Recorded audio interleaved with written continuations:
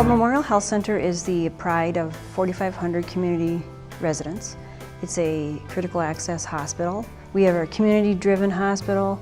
We have 9 specialty clinics that we also attend with. We have 5 outpatient clinics that we also are proud of. We really struggled a lot with medical necessity, getting the right patient status on admissions. It was very frustrating. It was a matter of communicating several times a day for sometimes one account. If throughout the week you have 2, 3, 4, how much time that you were losing just focusing on incorrect patient statuses. That ended up confusing the patients many of the times on what status they were. And if somebody would be an inpatient and we determined, after they'd been there a couple days, you should have been observation, they ended up with charges that they weren't aware of until they'd already been in the hospital for a couple days. It was very cumbersome and something that we felt we could improve upon. We knew we were on a great track after we left here. We came back with a wealth of information on how we could use the guidelines better.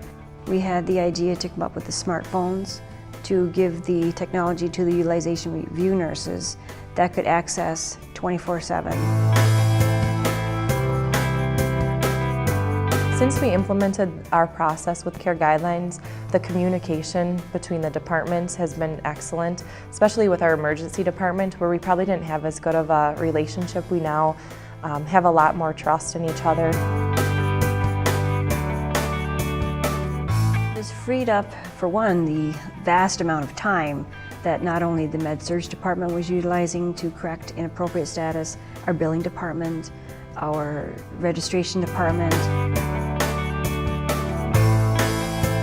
When we started the program, we did a lot of education with the providers on what the guidelines were and what our process was, and they now have, they really have a lot of trust in our status, and many times the providers will call us and ask us, do you think this patient needs to be admitted to the hospital? They know that we're using evidence-based guidelines to help guide that patient's care and help determine if the admission is appropriate or not. So when we did actually implement our program, it really did help with that patient satisfaction because we could give them that education right from admission on what status they were, and we are confident in what status that we place them in.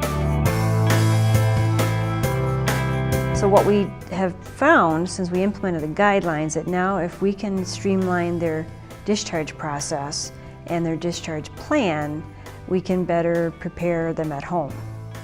That was decreasing our readmission rate. We went from 9.1 to 5.6%. Well, we applied for the Doyle Award because we felt that we could show the improvements that we had had. We were very excited about how much improvement we had made. We actually are very excited that we won. We were super excited, super excited.